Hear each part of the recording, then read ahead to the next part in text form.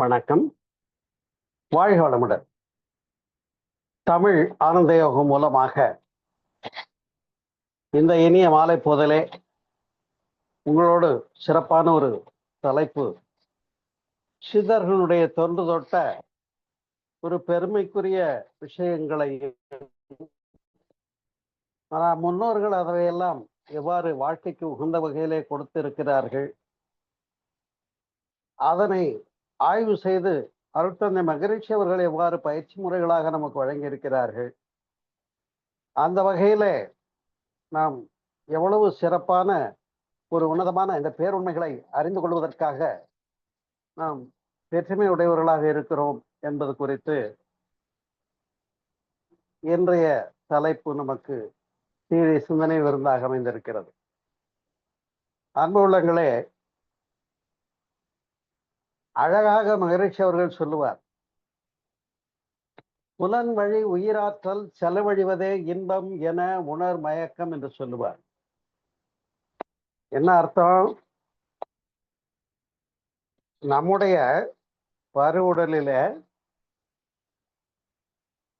பரிணாமத்தில விலங்குகளுக்கு வந்தது போலவே நமக்கும் 5 புலனுணர்வுகளும் அமைந்திருக்கிறது. மெய், வாய், மூக்கு, காது, கண். இவ்வாறு இந்த மெய், வாய், கண், மூக்கு, காது என்று சொல்லக்கூடிய 5 புலன்களின் மூலமாக மெய்யுணர்வு என்று சொல்லுகின்ற தொடு உணர்வு தோல் என்ற கருவியின் மூலமாக உணர்கிறோம். ஒலியினை காது என்ற கருவியின் மூலமாக உணர்கிறோம். காட்சியினை கண்கள் என்ற கருவியின் மூலமாக உணர்கிறோம். வாசனையினை மூக்கு என்ற கருவியின் மூலமாக, புலன் மூலமாக உணர்கிறோம். சுவை உணர்வினை நாக்கு என்ற புலன் காரணியின் மூலமாக உணர்கிறோம்.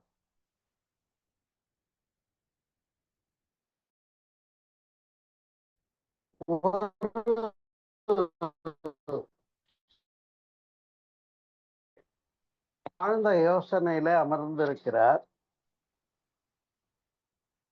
அங்க எதிர்த்தாப்புல ஒருத்தர் உள்ளே வந்து அவருடைய ஆசனத்துக்கு ஏற்றாப்புல உட்கார்றார். இவருடைய ஆழ்ந்த சிந்தனையும் கவனமும் கண்கள் திறந்திருந்தாலும் கூட வேற எங்கேயோ முழு கவனமும் இருந்த காரணத்தினால அவர் வந்ததையும் நான் கவனிக்கல, நீங்க உட்கார்ந்ததையும் எனக்கு கவனிக்கலைங்க, அப்புறம் சாரின்னு சொல்றத பாக்குறோம். என்னென்ன, கண் என்ற கருவி விழித்திருக்கிறது, அப்ப உணர முடியும். ஆனால் அங்க போகஸ் ஆகல, கண்ணுல போகஸ் ஆகல. அந்த நினைவு இருக்கிறது பாருங்கள், அது வேற பக்கம் போக்கஸ் ஆயிட்டதுனாலையும் நம்முடைய உடலிலே இருக்கக்கூடிய உயிர் சக்தியினுடைய தன்மாற்ற பெயர் தான் ஜீவகாந்தம் என்று சொல்லக்கூடியது. அப்படி ஜீவகாந்தமாக அழகாக மகரிஷி சொல்லுகின்றார்கள். அந்த பயோ கரண்ட், ஜீவகாந்தம் என்ற வார்த்தை மிக மிக சிறப்புடைய ஒரு விஞ்ஞான பூர்வமான வார்த்தை. எனவே நாம் பிறந்ததிலிருந்து 5 புலன்கள் சரியா வேலை செய்தாங்கிறத அக்கறையா கவனிச்சிருப்போம். புலன்கள் மூலமாக உலக விஷயங்களை எல்லாம் துவைத்திருப்போம்.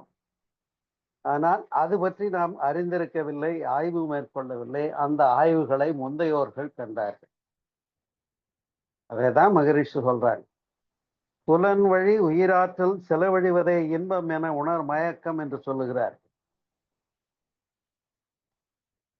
ஒரு காட்சியை காண்கிறோம் என்று சொன்னால் நம்முடைய கண்கள் மூலமாக நம்முடைய உயிராற்றல் ஜீவகாந்தமானது அங்கே செலுத்தப்பட்டு அந்த இருக்கிறது, அந்த படம் என்னவாக இருக்கிறது என்று சொல்லி அதை கண்டு அதன் மீது மோதுகிறது. அப்ப அங்க என்ன தேவைப்படுதுன்னா, இடையில வெளிச்சம் என்ற ஒரு காரணி தேவைப்படுது. இருட்டு அறையா இருந்தா அந்த படம் தெரியாது. அப்ப அந்த ஒளி என்ற ஒரு உப சாதனம் மூலமாக கண்ணானது உடலிலே இருக்கக்கூடிய உயிராற்றல் கண்ணின் மூலமாக செலுத்தப்பட்டு அந்த படத்தை பார்த்து இது என்ன படம் அப்படிங்கிறத திரும்பி வந்து கண்ணுக்கு வருது பாருங்க, போய் பர்செப்ஷன் உணரப்பட்டது. அது கண்ணின் மூலமாக உள்ளே சென்று நரம்புகள் மூலமாக, உங்களுக்கு தெரியும் ரெட்டினா என்று சொல்லி விழித்திரை இருக்கிறது. அந்த விழித்திரையில அந்த பிக்சர் இங்க உள்ள தெரியுது. அதை உணர்கிறது, இது இன்ன படம் அப்படிங்கிறத தெரிந்து கொள்ளுகிறது. இதே போல என்ன வண்ணங்களாக இருக்கட்டும், என்ன வாசனைகளாக இருக்கட்டும், அல்லது 7 ஸ்வரங்கள் என்று சொல்லக்கூடியதாக இருக்கட்டும், சுவைகள் என்று சொல்லக்கூடியதாக இருக்கட்டும், எல்லாவற்றையும் உணர்கிறது. அப்படி உணர்ந்து இங்க போய் மூளையில .com பதிவாகுது. புள்ளி அளவாக கூட மகரிஷி ரொம்ப அழகா சொல்லுவாங்க, மேக்னெட்டிக் டொமைன் அப்படின்னு சொல்லுவாங்க. காந்த அலை பதிவாக இங்கே பதிவாகி விடுகிறது. அதை நாம மீண்டும் விரித்து காட்டுகிறோம். அப்ப மீண்டும் அது விரித்து காட்டுகிற போது அந்த நினைவலைகளாக அது நமக்கு, ஆமா இது இந்த பொருள், இத இன்ன இடத்துல இன்ன ஊர்ல இப்ப நான் பார்த்திருக்கேன், எனக்கு தெரியும் என்று அது மீண்டும் விரித்து காட்டுகிறது. இந்த இடத்துலதான் நம்ம நல்லா புரிஞ்சுக்க முடியுது. மகரிஷி சொல்ற புலன் வழி உயிராற்றல் செலவழிவதே என்பது. இப்ப அந்த புலன் வழி உயிராற்றல் செலவாகி பெர்செப்ஷன், அதாவது உணர்தலாக பெற்ற போது, மீள பெற்ற போது, அங்கே நம்முடைய உயிராற்றல் ஜீவகாந்தம் வெளியில சென்று மோதி, இப்ப கண்ணுக்கு உதாரணம் பார்த்தோம், அதே போல நாக்குக்கு உதாரணமாக அந்த பர்செப்ஷனை சொல்லலாம்னா, நாம எல்லாரும் ஒன்று கூடி இருக்கிறோம். நம்ம எல்லாருக்கும் என்ன பண்றாங்க, ஒரு பிளேட்ல இனிப்பு ஒன்றை கொண்டு வந்து வச்சிருக்காங்க. ஒரு பால்காவாவோ இல்ல அல்வாவோ ஏதோ ஒண்ணு கொண்டாந்து வச்சிருக்காங்க. இப்ப நாம அதை ஒரு எடுத்து வாயிலே போட்டு துளாவுகிற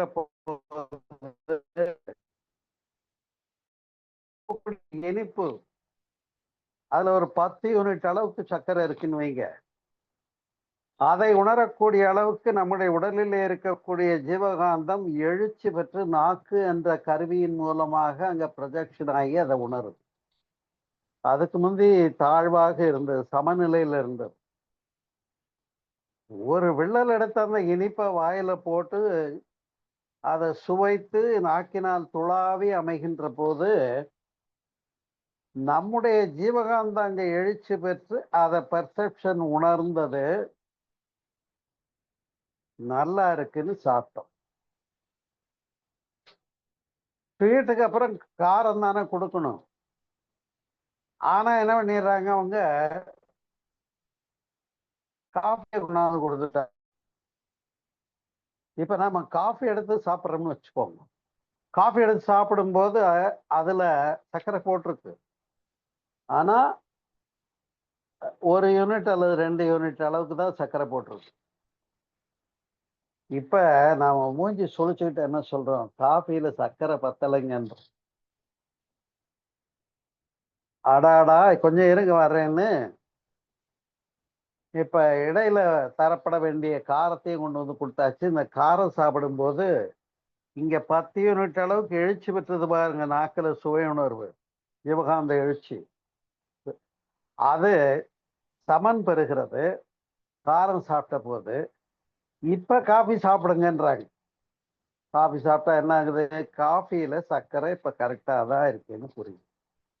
இப்ப என்ன நடந்தது அப்படின்னு கேட்டீங்கன்னா, நம்முடைய புலன்கள் மூலமாக உயிராற்றல் எந்த அளவுக்கு செலவாகணுமோ அந்த அளவுக்கு ப்ரொஜெக்ஷன் ஆகி வெளியில வருது.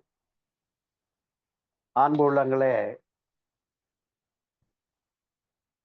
இத எப்படி புரிந்து கொள்ளலாம் என்று சொன்னா, இந்த பஞ்சதன் மாத்திரை என்ற பெயர்ல முந்தையோர்கள் நமக்கு விளக்கி இருக்கிறார்கள். பஞ்ச தன்மாத்திரை என்று 5 மாத்திரைகளாக.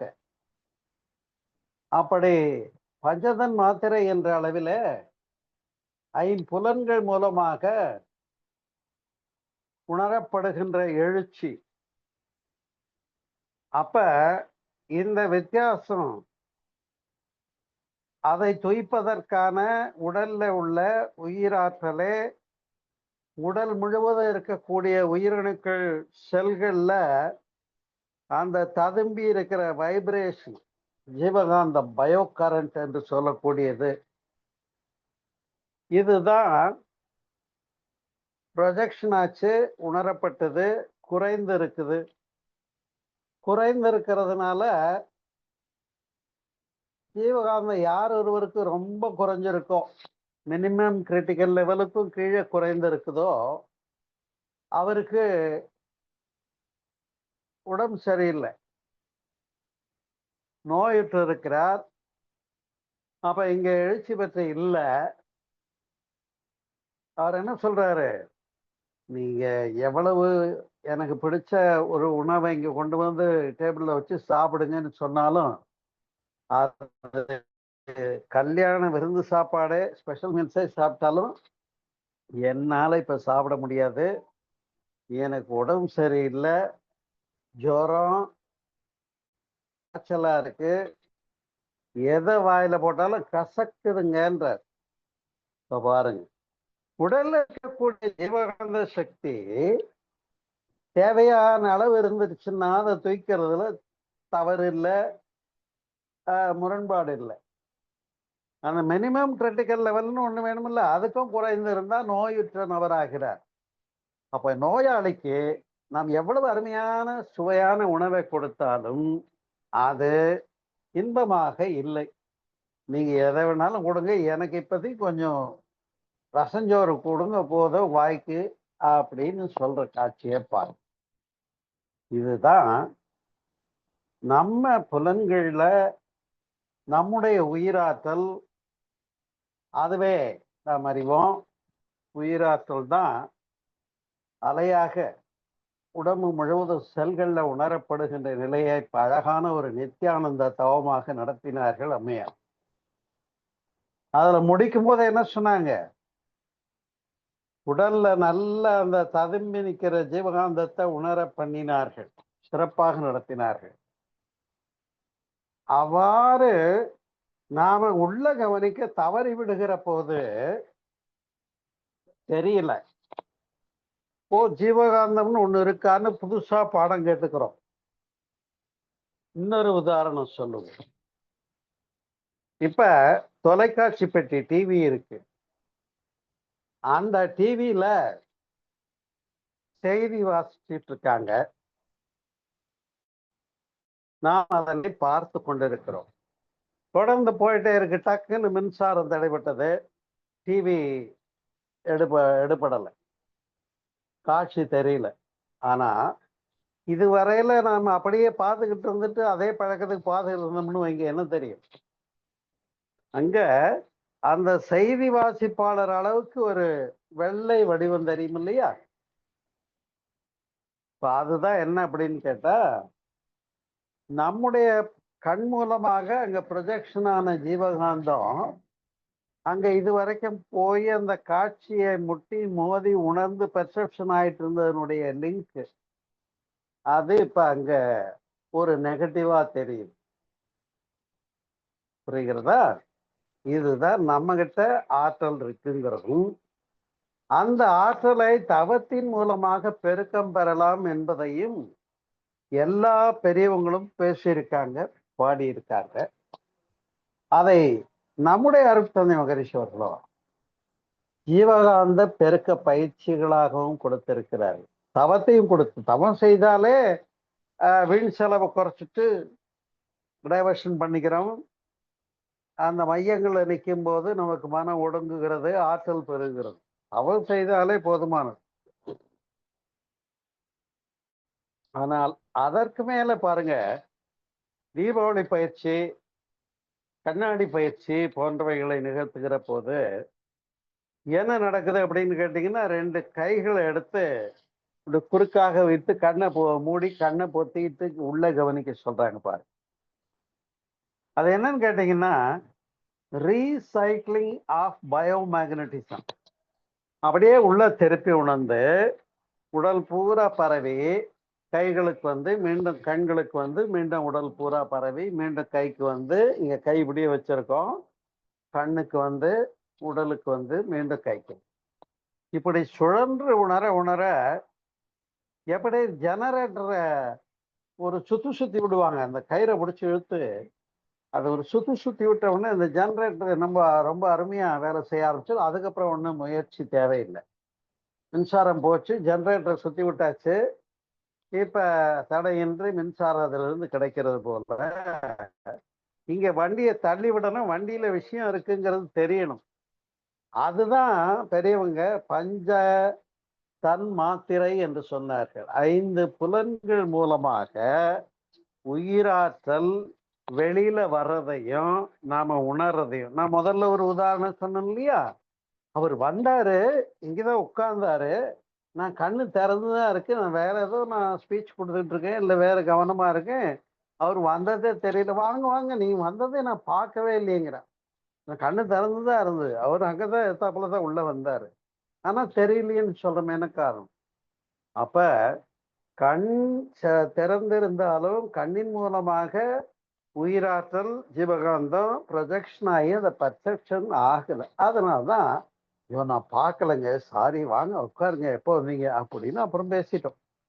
இப்ப பாருங்க அன்பு உள்ளங்களே, இதை நம்முடைய காயகல்ப பயிற்சியின் மூலமாக மகிழ்ச்சி கொடுப்பதற்கு முதற்காரணமே சித்தர்கள் வழங்கிய மகிழ்போகம் என்பதுதான்.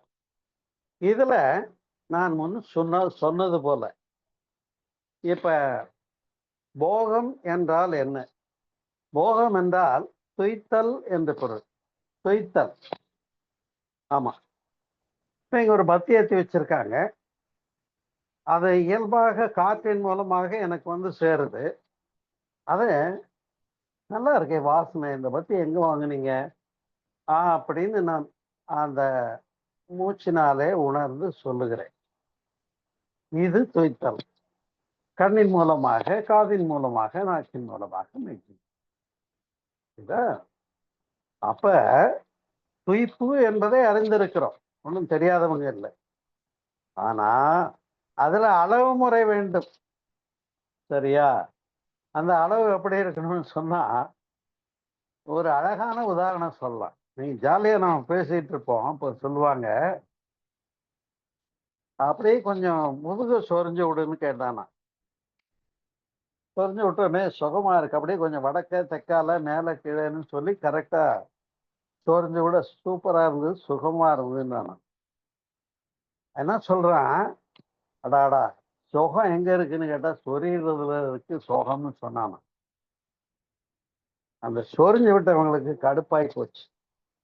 அவங்க என்ன பண்றாங்க, இன்னும் கொஞ்சம் அந்த நகத்தால உனக்கு அவ்வளவு வக்கணைவா இருக்குன்னு 2 வரட்டுன்னு எடுத்துட்டாங்க வச்சுக்கோ. இந்நேரம் அது சுகமாக உணரப்பட்ட சொரிதல் என்ற அனுபவம் கொஞ்சம் அழுத்தம் அதிகமான உடனே என்ன ஆயிடுது, அதுவே முரண்பட்ட உணர்வான வலி எரிச்சல் ஆகி போச்சு. தெரியுதுங்களா அன்பு உள்ளங்களே? இத பொங்கல் நேரத்துல இன்னும் கொஞ்சம் சிறப்பா நீங்க புரிஞ்சிருப்பீங்க. பொங்கல் அப்ப ஒரு சிறப்பு கரும்பு சாப்பிட்றது. நல்லா நீளமான தலையை எடுத்து வச்சு அப்படியே அத சிறப்பா இருக்குன்னு சாப்பிட்டாச்சு. இப்ப அது முழுவதையுமே ஆசைக்காக தின்னாச்சு. ஆனா இப்ப நாக்கு வாய் மூலமாக அதிக அளவிலே நம்ம ஜீவகாந்தம் அங்க அனுபவிக்கப்பட்டதுனால இப்ப அடுத்தா போல ஒரு உணவு சாப்பிடும் போதோ என்ன ஒண்ணு வாயெல்லாம் தண்ணி குடிச்சிட்டோம்னு வைங்க, புண்ணாய் போச்சுன்றோம். பாருங்க, அதே இனிப்பு தான், அதே கரும்பு தான், அளவோடு சாப்பிட்டிருந்தா வாய் புண்ணாகல, நல்லா நிறைய எடுத்துக்கிட்டாச்சு, இப்ப புண்ணாகுது இல்லையா? அப்ப அதுல உள்ள அளவு முறை மீறும்போது மாறும்போது எழும் பொருத்தமிலா உணர்ச்சியே தான் துன்பமாயும். இப்ப நீங்க ஜீவகாந்தம் ததும்பி இருந்தது, அத பர்செப்ஷன் உணர்ந்தோம், நல்லா இருந்தது. ஆஹா, என்ன படமப்பா, என்ன பாடல், என்ன சுவை, என்ன வாசனை, எல்லாம் சூப்பரா அனுபவிச்சாச்சு, பாராட்டியாச்சு. ஆனா அதே இங்க அதிகமாச்சு. இப்ப கரும்பு சாப்பிட்டது வாயெல்லாம் எரியுது. இங்க அதிகமாச்சுன்னு வைங்க, ஒரு நாளைக்கு 3 ஷோ தீபாவளி எப்ப ஓடி ஓடி பார்த்தேன். சரியா இல்லைங்களா? Morning show, matinee show, first show. இப்ப கண் என்ன ஆகுது? தோர்ந்து விடுகிறது. இதுக்கு மேல ஆள விடுன்னு அது கெஞ்சும். அப்ப அந்த புலன் மூலமாக அங்கே ஜீவகாந்த செலவு நிலை முரண்பட்ட உணர்வாக அறியப்படுகிறது. எப்படி நோயாளிக்கு நல்ல உணவே கூட எனக்கு வாயெல்லாம் கசக்குது, என் ஆளை விட எனக்கு ஒண்ணு வேணாம்னு சொல்றானோ, அது போல இதுதாங்க பஞ்ச தன்மாத்திரை என்பதை புரிந்து கொள்வது. இது இந்த அடிப்படையில அன்பு உள்ளங்களே, சித்தர்கள் கண்டார்கள். குறிப்பாக போகம் என்ற சொல் வர்றதுனால, நானும் பழனியில இருக்கிறதுனால, பழனி தேவஸ்தானத்துல 37 வருஷம் வேலை பார்த்ததுனால, அந்த போகரை பற்றி இந்த நேரத்துல பேசாம இருக்க முடியாது. போகர் என்ற பெயர் காரணமே, இப்ப துய்ப்பின் போது நம்முடைய ஜீவகாந்தம் செலவாகுதுன்னு பார்த்தோம்ல, துய்ப்பின் போதும் ஆற்றல் இழப்பின்மைங்கிறத தெரிஞ்சவர் போகர். துய்ப்பின் போது ஆற்றல் செலவாகுதுங்கிறத இந்நேரம் பேசுனேன், நீங்களும் புரிஞ்சுக்கிட்டீங்க. ஆமா, உணர்ந்துட்டீங்க. உடம்பு சரியில்லையா, இல்ல முதுமையாய் போச்சா, புலன் இன்பங்கள்ல அப்ப என்னால முன்போல உழைக்க முடியல, முன்போல இயங்க முடியல, பார்வை குறைவு, இப்படி பல விஷயங்கள் அமைகிற போது அந்த நம்ம உடம்புல ஜீவகாந்த சக்தியை பெருக்கி அந்த புலன்களிலே உள்ள அணு அடுக்கு சீர்குலைவை செம்மைப்படுத்தி கொள்ளக்கூடிய அளவுக்கு பயிற்சி முறைகளை கொடுத்தது சித்தர்களுடைய சிறப்பு. இதுக்கு பேர் தான் மகிழ்போகம் என்றார்கள். ஏன் அந்த போகத்தை துய்த்தல மகிழ்போகம்னு சொன்னாங்க அப்படின்னு கேட்டா, புலன் வழி உயிராற்றல் செலவாகுது இல்லையா, இது அளவோட செலவானா மகிழ்ச்சி, இன்பம். சாப்பாடு சாப்பிட்டேன், திருப்தியான. ஆனா அது உணவாக இருக்கட்டும், காட்சியாக இருக்கட்டும், சப்தமாக இருக்கட்டும், வேற ஏதா இருக்கட்டும், அளவுக்கு மேல சொரிஞ்சிட்டா எரிச்சல்னு பார்த்தோம்ல, அளவு முறை மீறும் போது மாறும் போது எழும் பொருத்தமிலா உணர்ச்சியே தான் துன்பமாய். இதுதாங்க விஷயம், வேற ஒண்ணும். இப்ப இந்த உண்மையை, அதாவது ஏற்கனவே நம்முடைய உயிராற்றல் எங்க இருக்குன்னு கண்டோம். 7 தாதுக்கள்ல 7வது தாதுவாகிய விந்துநாதம் என்று சொல்லக்கூடியது, அது செக்சுவல் கிளான்ஸ் அதை மேல கொண்டு வர்றதுக்கு பயிற்சி முறைகளை கண்டார்கள் இல்லையா? வாசியோகம், ராஜயோகம், ஹடயோகம், இவ்வாறாக பரவாயில்ல. நம்ம மகிழ்ச்சி மூலமாக குண்டலனி யோகமாக பயிற்சி எடுத்துட்டோம். இப்போ பயிற்சி எடுத்து குரு என்ன பண்றாங்க, புருவத்திடை உந்தன் விரலால், அப்ப மூலாதாரத்திலிருந்து எழுப்பி புருவ மத்தியில கொடுத்துட்டாங்க, உணரப்படுகிறது. ஒலி கொடுத்தாங்க, இங்க அறிகிறோம்.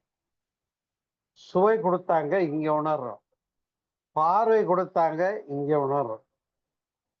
இப்ப 5 புலனுணர்வுகளும் ஒன்றையாகி புருவ மத்தியிலே உணரக்கூடிய பெருநிலை பிரத்யாகாரம்னு சமாதி நிலைகள்ல பேசப்படுதா இல்லையா? அட்டாங்க யோகத்துல பிரத்யாகாரம்னு சொல்லப்படுது. அப்புறம் தாரணை தியானம் புரியத்தல்னு ஏற்கனவே நான் விளக்கியிருக்கேன், இப்ப நான் சொல்ல வேண்டியது. அன்பு உள்ளங்களே, இப்ப நாம மோட்டார் ஓடுது, மின் மோட்டார். அது தண்ணி மேல ஏத்துறதுக்காக ஆன் பண்ணியிருக்கோம். அது இத்தனை குதிரை திறன்னு சொல்றோம், ஹார்ஸ் பவர்னு சொல்றோம். எத்தனை ஹெச்பிக்குங்க மோட்டார் அப்படின்னு கேட்குறோம். இப்ப அது ஏன் குதிரை திறன்னு சொன்னாங்க தெரியுமா? இந்த ஹார்ஸ் பவர்ன்றது என்னன்னு கேட்டா, விலங்குகள், குதிரை மற்றும் பசு, நீங்க கவனிச்சிருப்பீங்க, அவை கழிவுகளை வெளியேற்றும் போது, சாணமிடும் போது அதனுடைய ஆனஸ், புதத்து பகுதி என்ன பண்ணோன்னு நீங்க கவனிச்சிருப்பீங்க. அப்ப அந்த சுருக்கி சுருக்கி விடக்கூடிய ஒரு நிகழ்வை அந்த விலங்கினங்கள் நிகழ்த்துவதை அறிந்திருப்போம். இப்ப இதுல என்ன சிறப்புன்னு யூகித்து ஆராய்ந்து அறிந்தார்கள் சித்தபெருமக்கள், போகர் முதலாக. அப்ப இந்த முறையாக பயிற்சியை செய்யும் போது நம்முடைய ஆற்றல் முழுவதும் அங்கே ஒருமிக்கப்படுகிறது, மேம்படுத்தப்படுகிறது. எப்படின்னு கேட்டா, ஒரு பாட்டு என்னன்னு கேட்டீங்கன்னா, உருத்தரித்த நாடியில் ஒடுங்குகின்ற வாயுவை, அதான் மூலாதாரம். உரு தரித்த நாடி, உரு அங்கதானே தரிக்குது, கரு அங்கதானே தரிக்குது. உரு தரித்த நாடியில் ஒடுங்குகின்ற வாயுவை கருத்தினால் இருத்திய கபாலமேற்ற வல்லீரேல்ன்றார் சிவவாக்கியர். அதையே உண்ணும் போதும் உறங்கும் போதும் பெண்ணின் பால் இந்திரியம் விடும் போதும் அதுவே ஆகும் அப்படின்னு அகத்தியரும் பாடியிருக்கார். புரியுதுங்களா? இப்ப அழகா சொன்னாங்க, விறகில் தீயினன், அப்பர் பெருமான் பாடல்ல, விறகில் தீயினன், விறகுக்குள்ள நெருப்பு சக்தி இருக்கு, வெப்ப சக்தி, எரிக்கப்படும் போது தெரியுது, பார்த்தா தெரியல. விறகில் தீயினன் பாலில் படு நெய் போல், பாலில் படு நெய் போல். பாலுக்குள்ள என்ன இருக்கு? நெய் இருக்கு. ஆனா பார்த்தா தெரியுது இல்ல.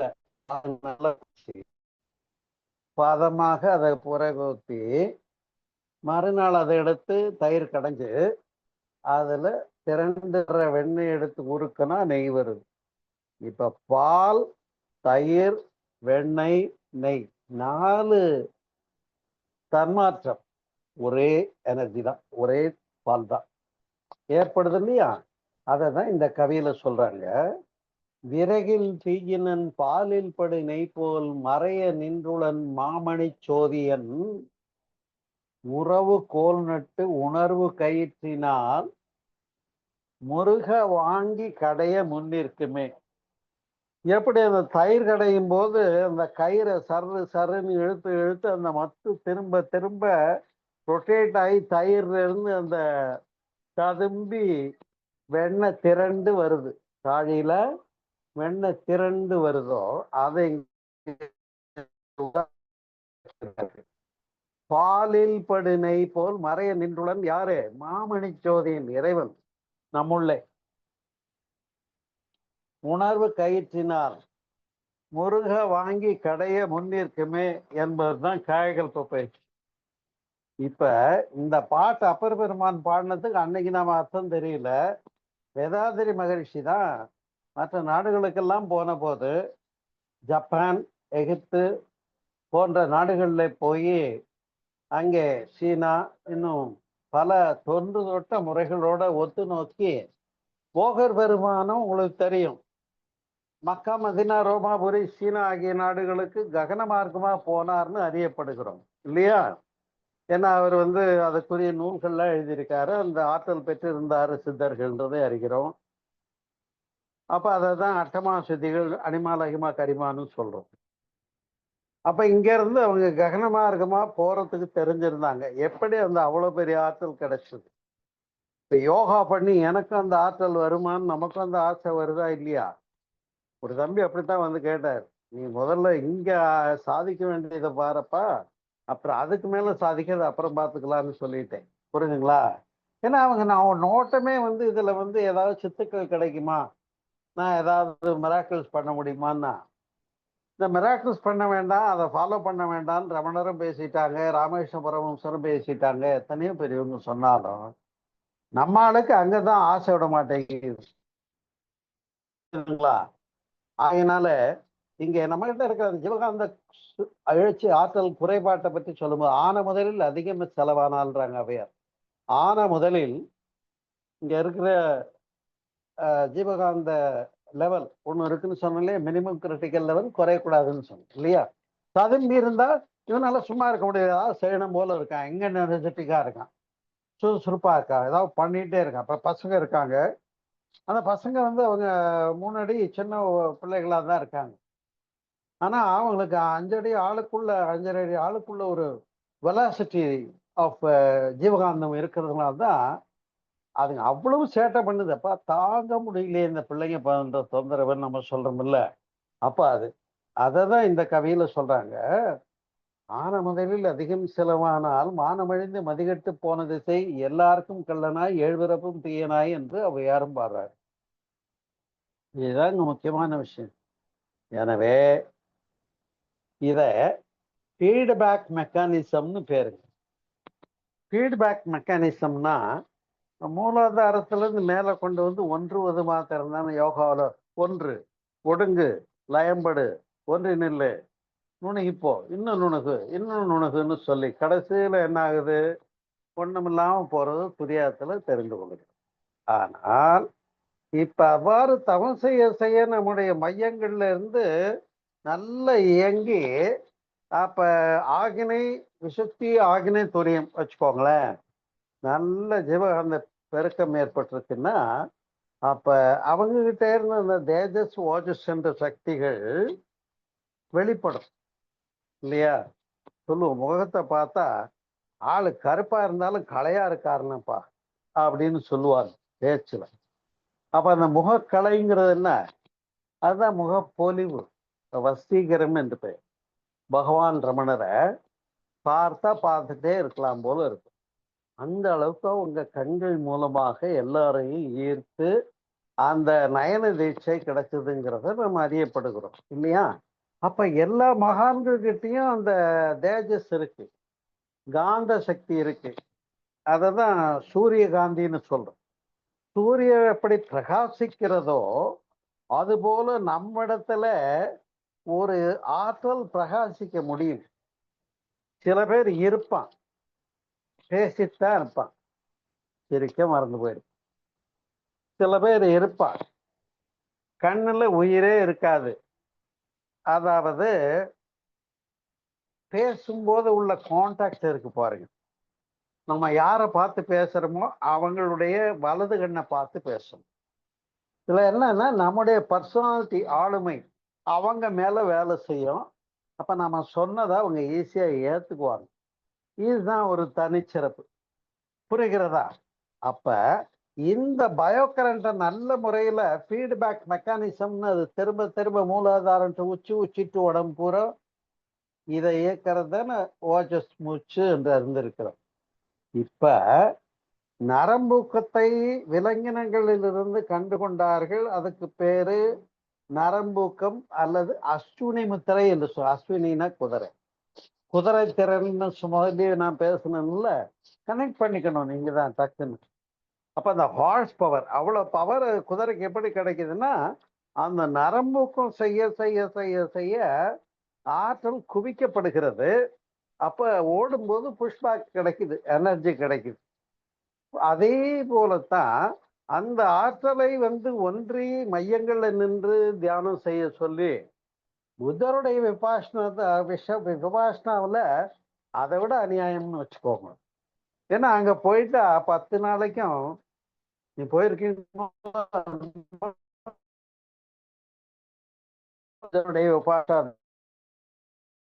தியானம் 10மே கிடையாது. No paper, no TV, no பேச்சுவார்த்தை, நோ வீணான பேச்சுக்கள் எதுவுமே கிடையாது. யார்கிட்டையும் பேசக்கூடாது. 10 நாள் மௌனம். ஒரு நாளைக்கு 10 மணி நேரம் தியானம். நான் 1க்கு 2 முறை போயிருக்கேன். சரியா?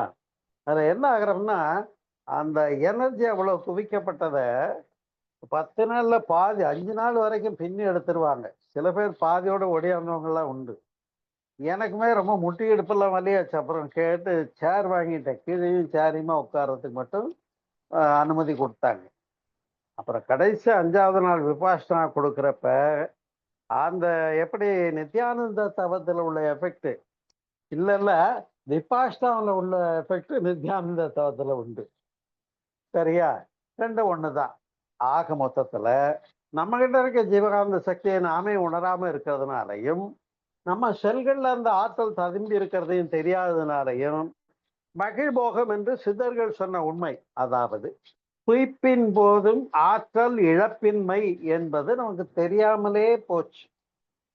துய்ப்போம், எனர்ஜி செலவாகும், தூங்கி எழுந்திரிப்போம், மறுபடியும் சாப்பிடுவோம், ஃபுல் பண்ணிக்குவோம், செலவு பண்ணுவோம், மறுபடியும் பேட்டரி டவுன் ஆகும், சார்ஜ் போட்டுக்குவோம். செல்லுக்கு சார்ஜ் போடுறோம் இல்லையா, அது மாதிரி சார்ஜ் போட்டுக்கிட்டே இருக்கிறது. இப்ப அருமையான சார்ஜ் போடுற மெக்கானிசம் தான் நம்முடைய தாவமும் நம்ம உயிருக்கான பயிற்சி காயகல்பமும் என்பதை நாம் அறிய முடிகிறது இல்லையா அன்பர்களே? அதனாலேதான் மகரிஷி அதுக்கு அளவு முறை சொன்னாங்க.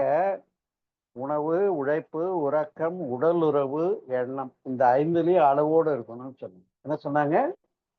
உணவு அளவோடு இருக்கணுமா இல்லையா? கூடினாலும் கேடு, குறைந்தாலும் கேடு. உறக்கம் அளவோடு இருக்கணுமா இல்லையா? கூடினாலும் கேடு, குறைந்தாலும் கேடு. தூங்கியவன் தேய்க்கக்கூடாது, தூங்காமலும் இருக்கக்கூடாது. அதே போல உழைப்பு. எனக்கு 4 ஸ்டேட்டு கவர் பண்ண சொல்லி கொடுத்துருக்காங்க, 4 மாவட்டம். அதனால என்னுடைய பிசினஸ் அங்கே கவனிக்கிறேன், இரவு பகல அலையிறேன், ரெஸ்டே இல்லைன்னா அதுவும் தப்பு தான். அதனால உழைப்புலையும் அளவு முறை வேணும். அதே போல இல்லற ஈடுபாட்டிலையும் அளவு முறை வேணும்.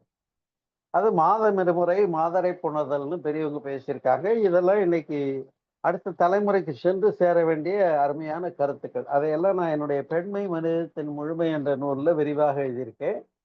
அப்படி அடுத்து இந்த ஜீவகாந்த சக்தியைத்தான் நாம அங்க மருத்துவத்துறையில வேற பேர்ல சொல்றாங்க. என்னன்னு கேட்டீங்கன்னா, இந்த கொரோனா பீரியட்ல என்ன சொன்னாங்க, இம்யூனிட்டி இல்லாம போச்சுங்க அப்படிங்கிறாங்க. யாரெல்லாம் நம்ம மகேஷனுடைய உடற்பயிற்சி, மூச்சு பயிற்சி, தவம் இதெல்லாம் ஒழுங்கா ஃபாலோ பண்ணி காய்கல் பும்லாம் பண்ணாங்களோ அவங்க கிட்ட எல்லாம் கொரோனா வந்து வேற ஒண்ணுமே பண்ணல. இந்த எந்த மூச்சு பயிற்சியும் பண்ணாம மூச்சை ஒழுங்கா கூட இழுத்து விடாம இருந்தாங்க பாருங்க, அவங்களுக்கெல்லாம் எங்க போய் முதல்ல பாதிப்பு ஏற்பட்டது? நுரையீரல்ல போய் கொரோனா பாதிப்பு ஏற்பட்டதை நாம் அறிவோம். சரி, அப்ப அந்த இம்யூனிட்டி குறைந்து போறத, நோய் எதிர்ப்பு சக்தியை இம்ப்ரூவைஸ் பண்ணிக்கிறத எதுக்கு எதுல இருந்து சொன்னாங்க? உடனே அதுக்குரிய கஷாயத்தை குடி, இஞ்சி, எலுமிச்சை, இது போன்ற விஷயங்களை சேர்த்து கோர்னாங்க. உங்களுக்கு தெரியும், நெல்லிக்காயில அந்த பவர் இருக்குது, சி வைட்டமின் இல்லையா? அது மாதிரி எது எதுலெல்லாம் இருக்கோ அதையெல்லாம் ஏற்றுக்கொள்ளக்கூடிய இயற்கையான உணவு முறையை நம்முடைய முந்தையோர்கள் அறிந்திருக்கிறார்கள். அதுதான் நம்ம உணவு முறையில எல்லாமே சாப்பிடணும். இப்ப காலத்துல பிள்ளைங்க என்ன கேட்குதுன்னா, எனக்கு இட்லி தோசை எப்பவும் கொடுன்னு கேட்குற பிள்ளைங்களும் இருக்கு. அப்ப பெரியவங்க அதுக்கு நீ எல்லாத்தையும் சாப்பிட்டு பழகணும், உடம்பு ஏத்துக்கிட்டு பழகணும், நீ எதையும் ஏற்றுக்கொள்ளும் மென்டாலிட்டிக்கு வரணுங்கிறது இன்ப துன்பங்கள்ல கூட சொல்லி கொடுக்கறது இல்லை. என் பிள்ளை சுகமாவே வளர்க்கணும்னு வளர்த்திட்டா அவனுக்கு நாளைக்கு ஒரு துன்பம் வரும்போது, கஷ்டம் வரும்போது எதிர்கொள்ள பயந்து போய் கோழையாகி விடுகிறான். அதனால இது மன அளவுலையும் சரி, உடல் அளவுலையும் சரி, ஆரோக்கியமாக இருப்பதற்கான ஒரு பெரிய சிறப்பை தருவது நம்முடைய பரியங்க யோகம் என்று சொல்லக்கூடிய, அதாவது பரின குதிரை இல்லையா? அப்ப அந்த குதிரை செய்யக்கூடிய பயிற்சி, அதுதான் நான் சொன்ன அந்த நரம்பூக்கம் என்ற பயிற்சி செய்கிறதன் மூலமாக இங்கே நம்முடைய ஆற்றல் செலவாகாம ரீசைக்ளிங் ஆஃப் பயோமேக்னட்டிசம் கிடைக்குதுங்கிறத சித்தர்கள் சொன்னார்கள், மகரிஷி நமக்கு சொன்னாங்க. நம்முடைய சித்தர் இல்லையா, மகரிஷி சொன்னாங்க. அத இன்னைக்கு விஞ்ஞான பூர்வமாக டாக்டர்ஸும் எடுத்துக்கிட்டு ஆமா உடம்பு பூரா அது ரொட்டேட் பண்ணி கொடுக்கறது உண்மைதான்னு ஆராய்ச்சி பண்ணி ஏற்றுக்கொண்டிருக்கிறார். உதாரணமாக பாண்டிச்சேரியிலிருந்து டாக்டர் ஜனார்த்தனன், நான் மனவளக்கலை பேராசிரியராக வகுப்புகள் நடத்த ஆரம்பிச்ச காலகட்டங்கள்ல அப்பதான் காயகல்ப பயிற்சியும் சொல்லி கொடுத்து மகரிஷி நீங்க இதெல்லாமும் நடத்துங்கன்னு அனுமதி கொடுக்குறாங்க எங்களுக்கு. அப்ப டாக்டர் ஜனார்த்தன் வந்து நடத்தும்போது பாண்டிச்சேரியிலிருந்து அவர் சொன்னாரு, எப்படி வந்து நம்முடைய பிராஸ்டேட் கிளாண்ட்ல ஏற்படக்கூடிய நோய் கிருமிகள் முதுகுத்தண்டு வழியா மேல போகுதுன்னு ஆராய்ச்சி பண்ணி கண்டுபிடிச்சிருக்காங்களோ, அதே போல குண்டலினி சக்தியும் சரி, இந்த காயகல்ப பயிற்சி செய்யும் போது அங்கிருந்து நரம்புக்கம் பண்ணி ஓஜஸ் எடுத்து மேல போகும்போது பாருங்க, எனர்ஜெட்டிக்கா ஃபீல் பண்ண முடியுதா இல்லையா? நீங்க ஒழுங்கா பண்ணிருந்தீங்க காயகல்பம்னு வைங்க. ஒரு சின்ன உதாரணம் சொல்றேன். என்னன்னு கேட்டா, அன்புள்ளங்களே, நரம்புக்கம் எத்தனை செய்ய சொல்றாங்க? 10 செய்யலாங்கிறாங்க. நரம்புக்கம் 10 நரம்புக்கம் செய்யலாம்னு சொல்றாங்க மகரிஷி. ஆனா ஓஜஸ் மூச்சு எத்தனை செய்ய சொன்னாங்க? 1 அல்லது 2 அல்லது 3க்கு தான் அனுமதி கொடுக்குறாங்க. என்ன காரணம்?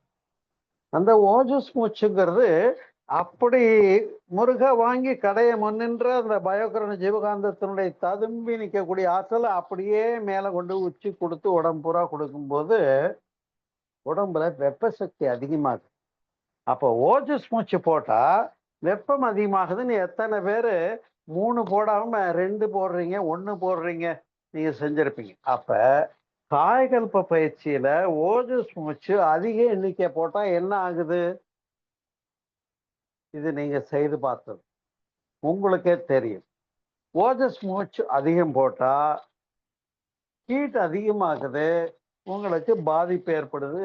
என்னால வெப்பம் தாங்க முடியல, அதனால என்ன ஓஜஸ் எண்ணிக்கை குறைச்சிட்டேன் அப்படின்ற நிலைமை வருதா இல்லையா?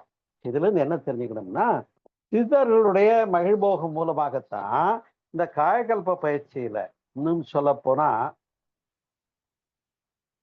நாக்க மடக்கி மேல வச்சு மூச்சு இழுக்கிற வித்தை. நாக்க மடக்கி மேல வச்சு மூச்சு இழுக்கிறோம். லம்பிகா யோகம்னு பேர். அததான் ஓஜஸ் மூச்சுல மகிழ்ச்சி கொடுக்குறாங்க. அப்படி நாக்க மடக்கி மேல வச்சு மூச்சு இழுக்கும் போது அவ்வளவு எஃபெக்டிவா இருக்கு. அப்ப புரியதகம் செய்யும்போது கூட ஒரு ஓஜஸ் போட்டு நில்லுன்னு சொன்னா ஈஸியா இருக்கும் அவங்க புதுசா எடுத்தவங்களுக்கு. இதுல இருந்து என்ன தெரியுது?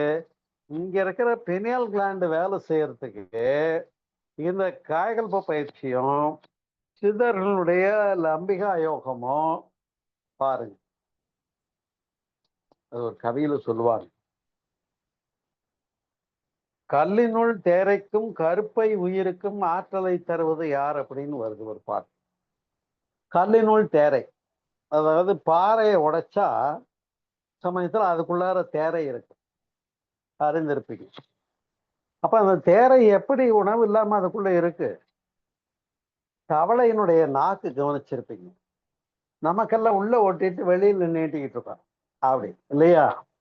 ஆனா தவளைக்கு எப்படி இருக்குன்னா நுனிப்பக்கம் ஒட்டிக்கிட்டு அதை வெளியே நீட்டும் போது அந்த பசையோடு கூடிய இதை வெளியே நீட்டி பூச்சிகள் கபலீகரம் பண்ணிடும், சாப்பிட்ரும், உள்ள இழுத்துரும். ஓனானும் அப்படிதான் பார்த்துருப்பீங்க. அப்ப அந்த தவளை வந்து நாக்க மடக்கி உள்ள வைக்கிறதுனால அதுக்கு பின்னல் கிளாண்ட் வேலை செய்யுதுன்னு கண்டாங்க. அதை தான் லம்பிகா யோகம்னு சித்தர்கள் கண்டுபிடிச்சாங்க. எனவே உன்னதமான குதிரைகள் செய்த பரியங்க யோகத்தை பற்றி திருமந்திரம் பேசுகிறது.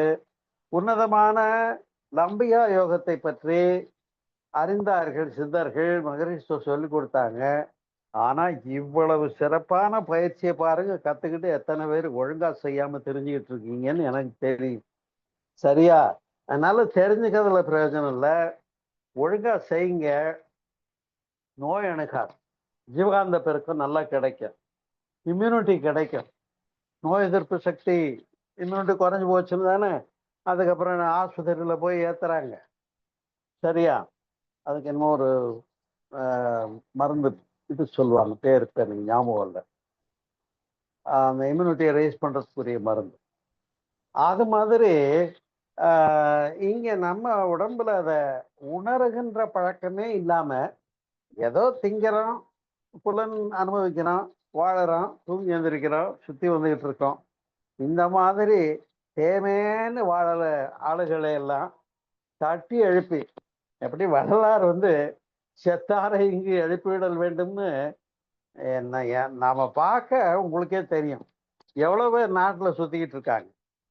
எல்லாரும் என்ன பண்றாங்க, ராத்திரி பூரா நல்லா 11 மணிக்கு தான் படுக்கிறான், காலையில 7:30க்கு தான் எழுந்திரிச்சு அறக்க பறக்க டியூட்டிக்கு ஓடுறான்.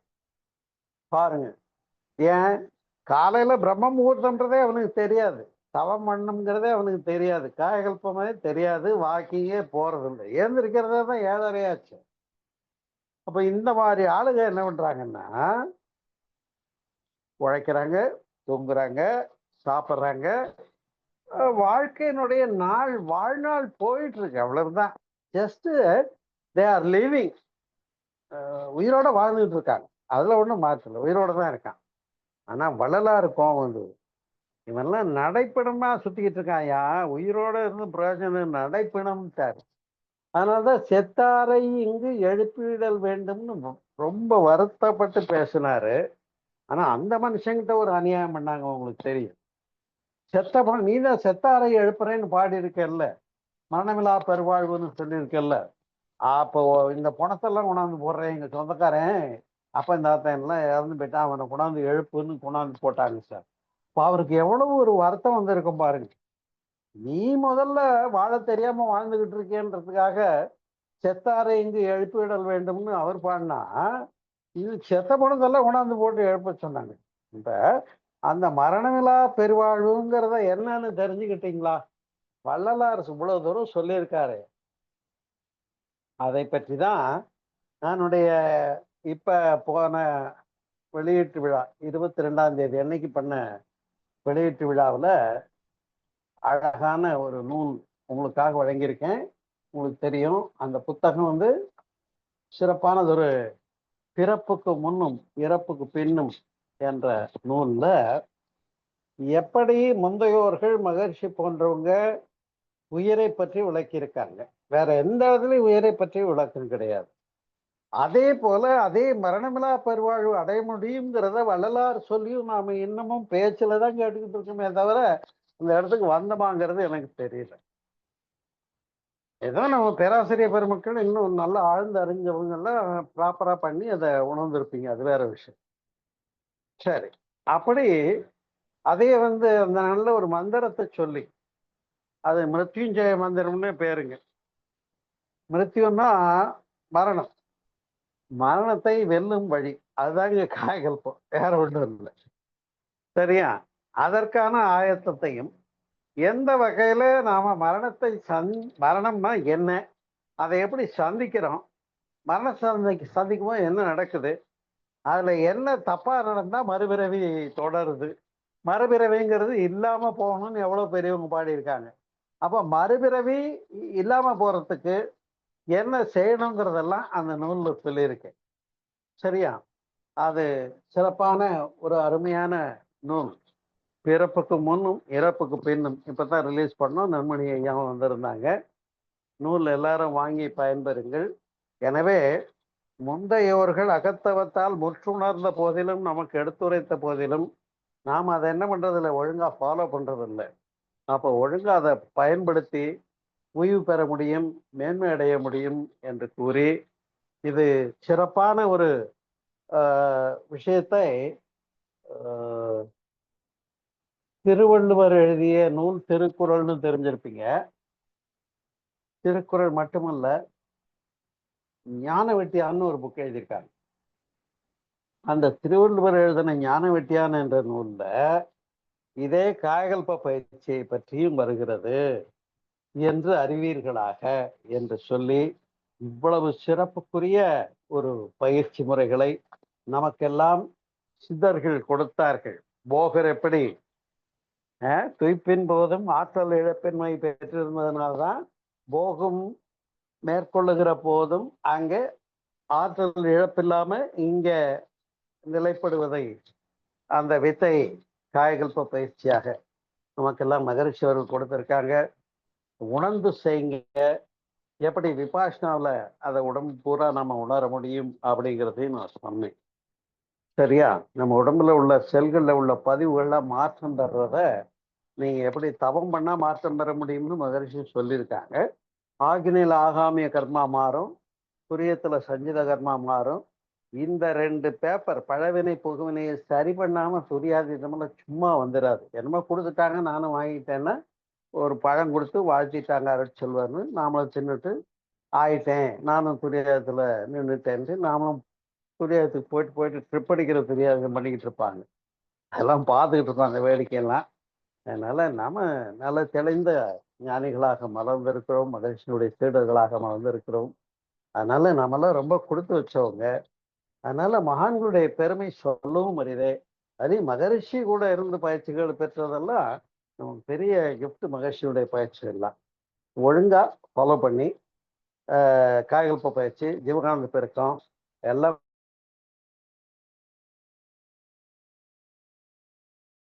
சொல்லி போடலாம். மனமிலா பெருவாழ்வு வாழ்ந்ததெல்லாம் கண்டீர் என்று கூறி உரையை நிறைவு செய்கிறேன். நன்றி, வணக்கம். நீங்களும் உங்கள் அன்பு குடும்பமும் எல்லா வளங்களும் பெற்று சிறப்பாக வாழ இறைநிலை இணைப்பில் மனம் வைத்து மனதார வாழ்த்துகின்றேன். வாழ்க வளமுடன், வாழ்க வளமுடன். இந்த புத்தகம் 90 ரூபாய் தான். யாருக்கு வேணுமோ எனக்கு தொடர்பு கொள்ளுங்க, அனுப்பிச்சு வைக்கிறேன். வாழ்க வையகம், வாழ்க வையகம், வாழ்க வளமுடன். இன்றைய சிந்தனை உரையில் மகிழ் போகம் என்ற தலைப்பில் மிக அருமையாக நமது காயகல்ப பயிற்சியினை அழகாக பல்வேறு சிந்தனையர்களை எடுத்துரைத்த ஐயா அவர்களை முதற்கண் வாழ்த்தி விடுவோம். அனைவரும் துறையிலிருந்து ஐயா அவர்களை வாழ்த்துவோம். அருள்நிதி சோமசுந்தரம் ஐயா அவர்களும் அவர்களது அன்பு குடும்பமும் அருட்பேராற்றல் கருணையினால் உடல் நலம், நீல ஆயுள், நிறை செல்வம், உயர் புகழ், மெய்ஞானம் ஓங்கி வாழ்க வளமுடன், வாழ்க வளமுடன், வாழ்க வளமுடன் என குருவின் நினைவில் இருந்து வாழ்த்துகிறோம் ஐயா. வாழ்க வளமுடன். ஐயா சொன்னது ரொம்ப சிறப்பா இருந்தது. நிறைய, அதாவது எப்பவும் போல ஒரு டிக்ஷனரிய நீங்க நண்பனி எல்லாம் வந்து ஒரு என்ன சொல்றது, ஒரு டிக்ஷனரி, கூகுள், அப்படி என்ன வேணா சொல்லலாம். ஏதாவது உங்க மூலமா எல்லா சித்தர்களும் எங்களுக்கு சொல்லி கொடுத்துட்டு இருக்காங்க. அதை நாங்க அனுபவிச்சுட்டு இருக்கோம். ரொம்ப நன்றி. புலனுணர்வு 5 புலன்கள் மூலமாக நாம் உணர்கிறோம். அது போல கண்ணு இருந்தும் குருடர்களாய், காது இருந்தும் செவிடர்களாய், மனதை சிந்தனையை வேற எங்கேயோ வச்சுட்டு இருந்தோம்னா எதிர்த்தாப்புல வந்து உட்கார்றவங்க கூட கண்ணு தெரியாது நமக்கு அப்படின்ற மாதிரி சொன்னீங்க. அது நல்லாவே தெரியுது. சாப்பிடும்போது எதை சாப்பிடணும்னு தெரியாம சாப்பிட்றோம். கேட்கும்போது அது பாட்டு ஓடிட்டு இருக்கோம் டிவி, நம்ம சிந்தனை எங்கேயாவது ஏதாவது ஒரு கவலையை பத்தி நினைச்சிட்டு இருக்கோம். அது மாதிரி முந்தி ஒண்ணு சொல்லுவாங்க இல்லையா, கையொன்று செய்ய மனம் ஒண்ணு சிந்திக்கன்ற மாதிரிதான் இங்க நடந்துட்டு இருக்கு.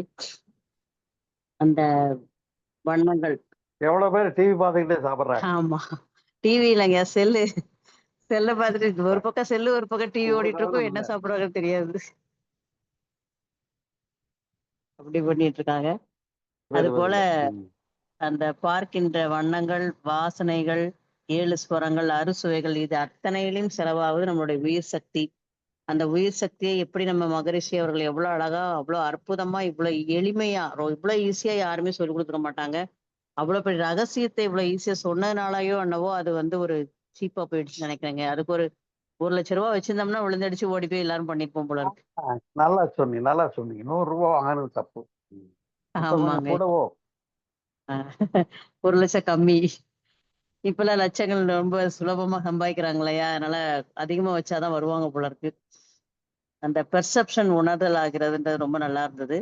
அது மாதிரி மேக்னட்டிக் டொமைன், நம்ம எதை பாக்குறோமோ அதை நம்ம கண்ணை மூடும் பொழுது நமக்கு நினைவலைகளாக வர்றது நம்முடைய காந்தம் தான் அப்படிங்கிறதையும் ரொம்ப அழகா சொன்னீங்க. காந்த அலை பதிவு, காந்த அலை பதிவு.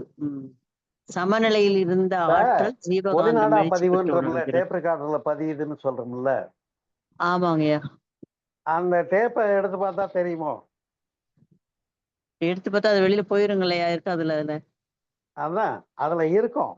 அது மீண்டும் டேப்பை சுத்தி விட்டு போட்டோம்னா வேலை செய்யும். ஆனா டேப்பை பார்த்தா டேப்ல என்ன பாடி பதிஞ்சிருக்கு அது தெரியாது.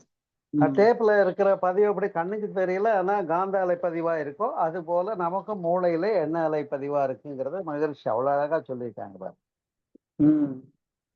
உண்மைதாங்கய்யா. பொறுத்தரித்த நாடியில் ஒருங்குகின்ற நாடியில் கருத்துடன் நாடியே கபாலம் இயற்றியன்னு சொன்னீங்க. ரொம்ப நல்லா இருந்தது. அந்த பாடல் வந்து நம்ம குரு இந்த நம்ம பயிற்சியெல்லாம் எடுத்தோன்னே நமக்கு ஆட்டோமேட்டிக்கா புரிய ஆரம்பிச்சது. இவ்வளவு ஈஸியா சொல்லியிருக்காங்க அப்படின்னு.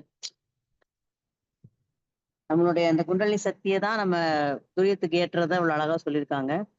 ஆஹ் அந்த விறகினில் தீயினன் பாலில் படுனை போல் மறைய நின் உளன் மாபெரும் ஜோதினன்.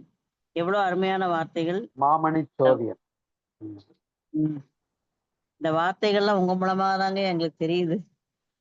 அந்த பால், தயிர், வெண்ணெய், நெய், அது ஒரு நாள் கெட்டு போகிற பாலை வந்து எப்படி ஒரு வருடம் 10 வருடங்கள் கெட்டு போகாத நெய்யா மாற்றமோ, அது போல நம்மளுடைய உயிர் சக்தியையும் நம்ம அந்த காயகல்ப பயிற்சியை செய்வதன் மூலமாக மிக உயர்ந்த நிலைக்கு நம்ம கொண்டு போகலாம் அப்படிங்கிறதையும் ரொம்ப அழகா எடுத்து காட்டினீங்க ஐயா.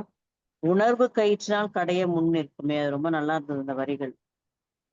அந்த மிராக்களை வந்து யாரும் ஃபாலோ பண்ணாதீங்கன்னு தான் அத்தனை மிராக்களையும் சந்திச்ச மகான்கள் சொல்லியிருக்காங்க. ஆனா அதை கேட்கின்ற அறிவியினர்கள் வந்து அதை எடுத்துக்க முடியாது இல்லைங்கய்யா. அவங்க வந்து அவங்களுடைய நிலையில சொல்லியிருக்காங்க. இங்க எல்லாமே மாயாஜால வித்தை காட்டி பணம் சம்பாதிக்கலாமான்றவங்க வந்து அப்படிதானங்கய்யா போவாங்க. அவங்க உண்மையான நிலையில இல்லைங்கிறது அதோடைய வருத்தப்படக்கூடிய ஒரு செய்தி. அது போல இப்ப ஆன நாமளே முதல்ல மேஜிக் காட்டினா நிறைய கூட்டம் வரும்.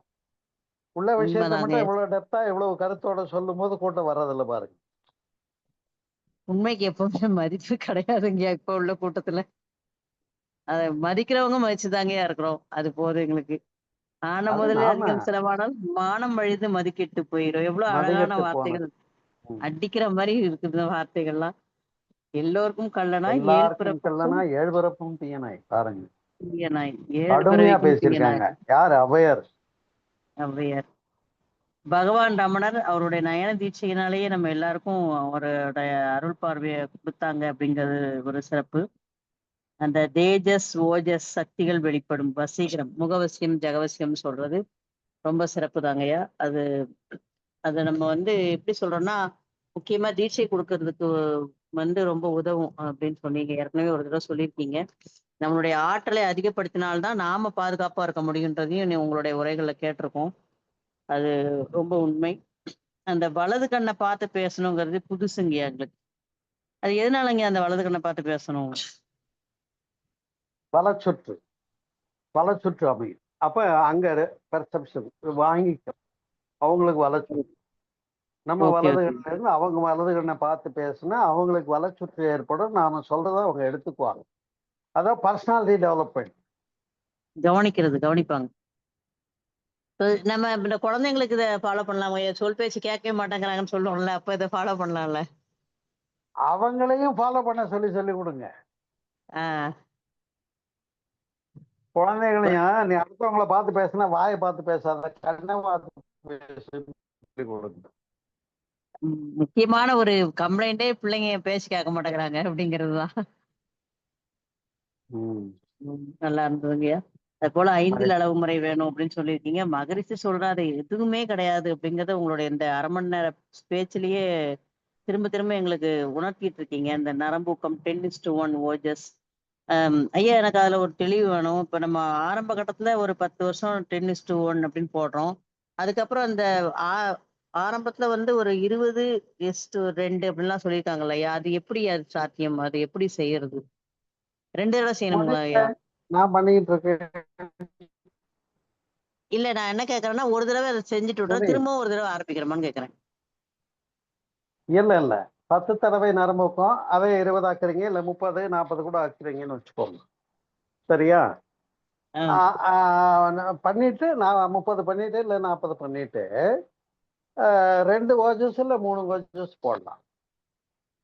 அப்பவே கண்டினியூஸா ஓஜஸ் பண்ணி தொடர்ந்து போடணும் ஓஜஸ். நம்ம எப்பவும் 10 போடுற மாதிரி. 10 கொண்டுன்னு 10 தடவை இதை பண்ணி அப்புறம் அதை பண்றது அப்படி இல்லை. தொடர்ந்து பண்ணணும்.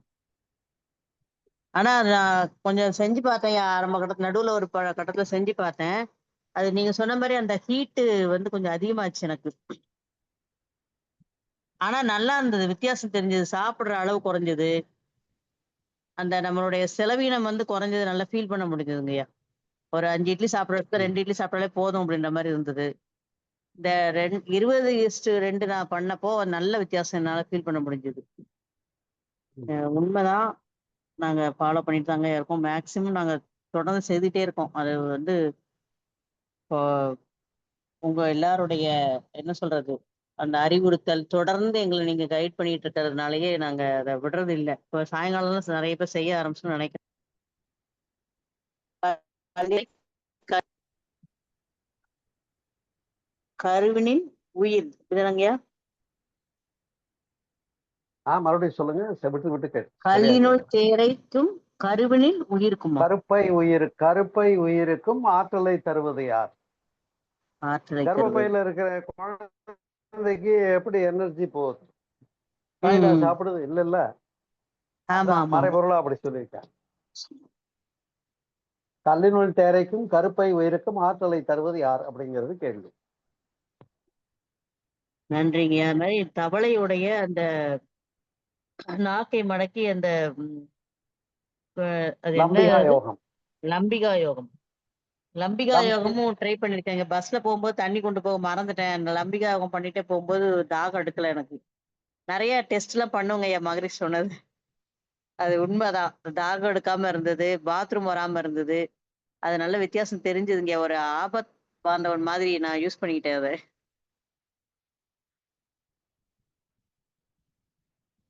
கேக்குதுங்களா ஐயா? கேக்குதா? இப்ப கேக்குது. அதாங்க அந்த லம்பிகா யோகம் பண்ணும்பொழுது நமக்கு தாகம், தண்ணி தாகம் எடுக்கல. இந்த பாத்ரூம் போறது கூட கொஞ்சம் கண்ட்ரோல் ஆச்சு. பஸ்ல ஒரு தடவை நான் வாட்டர் பேக் கொண்டு போல. நடுவுல இறங்கி வாங்க வழி இல்லைங்கும் போது இதை நான் யூஸ் பண்ணேன். நல்ல வித்தியாசம் தெரிஞ்சது. அந்த பசி, தாகம் எல்லாமே கண்ட்ரோல்ல வந்ததை நான் ஃபீல் பண்ணேங்க. முக்கியமா அந்த பாத்ரூம் போறது நம்ம யூஸ் பண்ணிக்கலாம்னு நினைக்கிறேன். நல்லா இருந்தது. அதாவது எல்லாருமே அறிவு பொதிஞ்ச ஒரு இதுதான். நம்ம செய்து பார்த்தா அதோடைய இதை நல்ல பலனை வந்து அனுபவிக்கலாம் அப்படிங்கிறது உங்களுடைய பேச்சுல இன்னைக்கு தெரிஞ்சுக்கிட்டோம். இவ்வளவு அருமையாக ஸ்பீச் கொடுத்த உங்களுக்கு மிக்க நன்றி ஐயா. வேற கேள்வி பதில் நிகழ்ச்சி உண்டா? கேள்வி கேட்கட்டும். ஒரு 2 கேள்வி அலோவ் பண்ணலாம். ஓகேங்கய்யா. சில முக்கிய அறிவிப்புகள். நாளை அதிகாலை தியானம், அதனைத் தொடர்ந்து நன்மணி அவர்களின் சிந்தனை துளிகள் நடைபெறும். அதனைத் தொடர்ந்து நாளை மாலை ஐயா அவர்களின், அதாவது நன்மணி ஐயா அவர்களின் பொய் என்ற தலைப்பில் சிந்தனை உரை நிகழும். மெய்யை எவ்வாறு நாம் பொய்யினால் இது பண்றோமா என்னன்றது தெரியாது. ஐயாவோட ஸ்பீச் ரொம்ப வித்தியாசமா இருக்கும். அது நமக்கு எல்லாருக்குமே அடி கண்டிப்பா உண்டு. இன்னைக்கு ஐயா சொன்ன மாதிரி நாளைக்கும் ஐயா வந்து ஒரு கம்பு எடுத்துட்டு வந்துருவாங்க, என்ன இப்படி பண்ணிட்டு இருக்கீங்க அப்படின்னு. அதெல்லாம் கேட்கறதுக்கு நமக்கெல்லாம் இந்த ஜென்மத்துல குடுப்பினை அப்படி இருந்தாதான் நம்ம இதெல்லாம் கேட்க முடியும். ரொம்ப நன்றிங்கய்யா. மக்கள் அனைவரும் உங்களுக்கு தெரிஞ்சவங்களுக்கும் இதை தெரியப்படுத்தி நம்மளுடைய குழுவில் இணைக்குமாறு கேட்டுக்கொள்கிறோம். வாழ்க வளமுடன். கேள்வி கேட்கும் நண்பர்களை அழைக்கிறோம். கை உயர்த்தலாம்.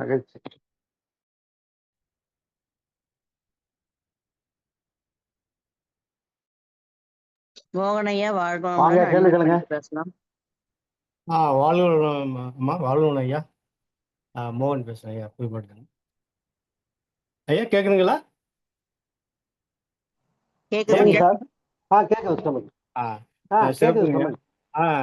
சிறப்பா இருந்தது ஐயா. உரை சிறப்பா இருந்தது ஐயா. ஐயா இப்ப முன்னாடி ஒரு அந்த ஒரு 200 வருட காலங்கள் 300 வருட காலங்களுக்கு முன்னாடி இல்லைங்க ஐயா, அந்த ஐம்புலன்களுடைய அந்த அனுபவிக்கும் அந்த புலன் அனுபவங்கள் ரொம்ப கம்மியா இருந்ததுனால மனதுக்கு வந்து இந்த போதும் அந்த திருப்தி அதெல்லாம் நிறைய இருந்ததுனால அந்த ஒன்றுவதற்கு தவம் பயிற்சியில ஒன்றி போறதுக்குலாம் நிறைய வாய்ப்புகள் அப்ப நிறைய இருந்ததுங்க ஐயா. நல்ல ஒன்றி ஒரு 50 வருஷத்துக்கு முன்னாடி இருந்து கூட அந்த நம்ம கேள்விப்பட்டிருக்கோம். தேவைகள் வந்து புலன் அனுபவங்கள் கம்மியா இருந்ததுனால உங்களுக்கு நிறைய அமைதி எல்லாமே இருந்ததுங்கய்யா. இப்ப இந்த நாகரிக வளர்ச்சிங்கிறதுல வந்து ஐம்புலன்களோட அனுபவங்கள் வந்து எல்லை மீறி இருக்கிறதுனால மனம் வந்து அதுலயே ஒரு ஈடுபாடோட இருக்கிறதுனால ஒடுங்கிறதுக்கான அந்த இது வந்து ரொம்ப அலைச்சூழல் அது கம்மியா இருக்குதோ, அதனாலதான் இந்த இதுல இவ்வளவு நம்ம சொற்பொழிவு கேட்டாலும் இவ்வளவு இதை பத்தி ஆன்மீக கருத்துக்களை தெரிஞ்சுக்கிட்டா கூட அந்த இன்னும் மனம் வந்து அதுல இருந்து விலகாம இருக்கனாலதான் நம்ம இதுல ஒன்ற முடியல அப்படிங்கிற ஒரு சின்ன அந்த இது கூட. நாம எதை செய்யணும்னு நினைக்கிறோமோ அதை செய்யணும், அதுல வெற்றி பெறணும். அதுக்குதான் தவமும் தற்சோதனையும் மகிழ்ச்சி கொடுத்துருக்காங்க. நாம செய்யணும்னு நினைக்கிறோம். ஆனா நம்ம செய்ய முடியலன்னா நம்ம எண்ணத்தில் வறியவர்களாக இருக்கிறோம், பிச்சைக்காரர்களாக இருக்கிறோம்னு அர்த்தம். வேற ஆ. ஒண்ணும் இல்ல. அத மக்கள் புரிஞ்சுக்கிட்டாங்கன்னா போதும். ஆமாங்க. இல்ல இது ஒரு காரணமா இருக்கலாம்லங்கய்யா. அனுபவங்கள் ஜாஸ்தியா இருக்கிறதுனால அதுலயே மன இது ஒரு ஈடுபாடு காரணம். வர அதே முடியாது. போல பச ஆமா. அதாவது ஆண் பிள்ளைகள் படித்து முன்னேறி மார்க் பெறத விட பெண்கள் மாணவிகள் அதிகமா மார்க் வாங்குறாங்கல்ல, அதுவும் இதான் காரணம். இது போல காரணம் தான். நீங்க ம், சொல்ற ம், காரணம். ம். சரிங்க. வாழ்க வளமுடன். நன்றிங்க. வாழ்க. நன்றிங்க. வாழ்க வளமுடன்.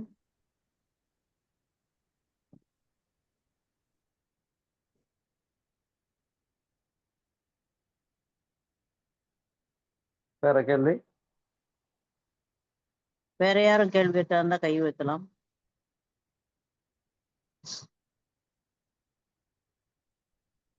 நீங்க சொன்னதுல விபாசனா நானும் போயிட்டு இருந்தேங்க 10 நாள். ஓ. ரொம்ப அருமையா இருந்ததுங்க. மகிழ்ச்சிமா. அந்த நம்மளுடைய அந்த இது இந்த பஞ்சேந்திர தவத்தை தான் அப்படியே அந்த தோளோட இது நல்ல உணர வச்சாங்க. வேற எதுவுமே இல்லாம உணர்வு மட்டும்தான் அங்க இருந்தது. ரொம்ப வித்தியாசமான நாட் அனுபவமா ஓன்லி இருக்கும். தோல்பா, உடம்புல உள்ள உள்ளுறுப்புகள் எல்லாம் ஒவ்வொரு செல்கள்லயும் எனர்ஜி பரவும் போது செல்லுல உள்ள பதிவுகள் மாற்றம் பெற்ற மாற்றத்தை நாம் உணர முடிகிறோம் இல்லையா? ஆமா, உண்மைதாங்க. வீட்டுக்கு வந்துமே அந்த வைப்ரேஷன் இருந்துட்டே இருந்தது. ஆமா.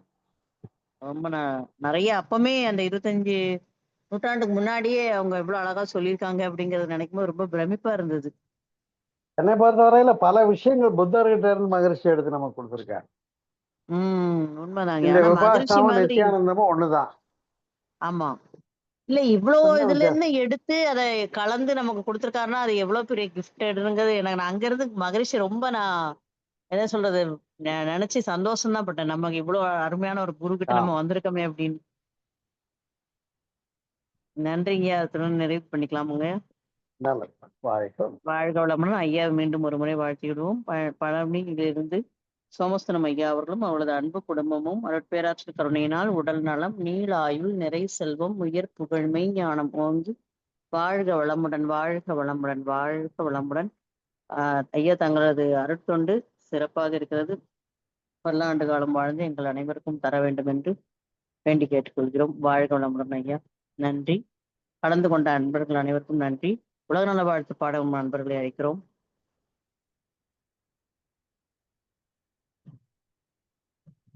மோகன் ஐயா பாடுறீங்களா? அன்மியூட் பண்ணியிருக்கேன்.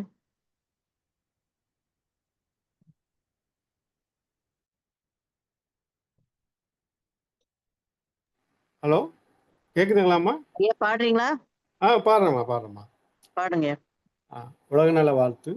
உலகமெல்லாம் பருவமழை ஒத்தபடி பெய்யட்டும், உழவரெல்லாம் தானியத்தை ஓப்புடனே பெருக்கட்டும், பல தொழில்கள் புரிகின்ற பாட்டாளி உயரட்டும், பகுத்துணர்வில் தொகுத்துணர்வு பண்பாட்டை உயர்த்தட்டும், கழகங்கள் போட்டிப்பகை கடந்தாட்சி நடக்கட்டும், கல்லாமை கடன் வறுமை கலங்கங்கள் மறையட்டும், நலவாழ்வை அளிக்கும் மெய் ஞான ஒளி வீசட்டும், நம் கடமை அறவாழ்வின் நாட்டத்தே சிறக்கட்டும், நம் கடமை அறவாழ்வின் நாட்டத்தே சிறக்கட்டும். வாழ்க வையகம், வாழ்க வையகம், வாழ்க வளமுடன். நன்றிங்க. வாழ்க வளமுடன் ஐயா. உலகநல வாழ்த்து பாடிய மோகன் ஐயா அவர்களுக்கும் கலந்து கொண்ட அன்பர்கள் அனைவருக்கும் நன்றிகளும் வாழ்த்துக்களும். இத்துடன் இந்த மாலை நேர நிகழ்வு நிறைவு செய்து கொள்கிறோம். மீண்டும் அதிகாலை தவத்தில் அனைவரும் இணைவோம். நன்றி. வாழ்க வளமுடன்.